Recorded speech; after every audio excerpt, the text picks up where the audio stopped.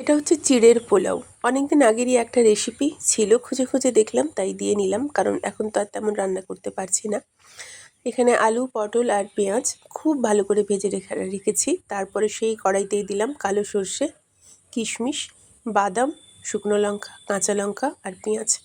এটাও ভেজে নেব। এদিকে চিড়েটা আমি যতটা লাগবে আমার পরিমাণ মতো নিয়ে জল দিয়ে ধুয়ে নেব, খুব ভালো করে ধোবো। তবে এটা যেহেতু হালকা চিড়া, একদম ভিজিয়ে রাখবেন না, ভুলেও ভিজিয়ে রাখবেন না।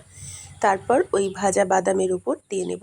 এখানে বলে রাখি, আমার কাছে কারি পাতাটা ছিল না, বৃষ্টি হচ্ছিল তাই গাছে আনতে যাইনি। বা আপনাদের কাছে যদি অড়হর ডাল, ছোলার ডাল এগুলো থাকে তাহলে আপনারা এখানে ফোড়নের সময় দিতে পারেন, খেতে কিন্তু ভীষণ সুন্দর লাগে। তারপর এটাকে খুব ভালো করে আমি চিড়েটাকে ভেজে নেব। এদিকে আলু, পটল আর পেঁয়াজের যে ভাজাটা আছে সেটা উপর থেকে দিয়ে নেব।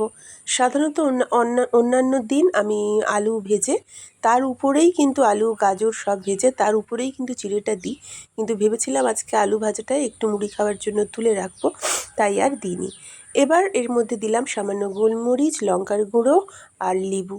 নুন চিনির পরিমাণটা কিন্তু দেবেন। আমি যতটা দিয়েছি দেখিয়েছি সেরকমই দুবার দিয়েছি, কারণ নুন চিনির পরিমাণ না হলে কোনো দিনই চিড়ের পোলাও খেতে ভালো লাগবে না। আর লেবুটা দিলে স্বাদটা একটু বেশি ভালো হয়। মেয়ে যেহেতু ঘি খায় না তাই ঘিটা ওখানে দিইনি, সার্ভ করার সময় বাটিতে দিলাম। খুব সহজ একটি রেসিপি, খুব তাড়াতাড়ি হয়ে যায়। করবেন, ভীষণ ভালো লাগবে। আমি বারবার ভাবি ছোট করে দেবো, তাও একটু বড় হয়ে গেল। দেখবেন কিন্তু প্লিজ জানাবেন কেমন হলো।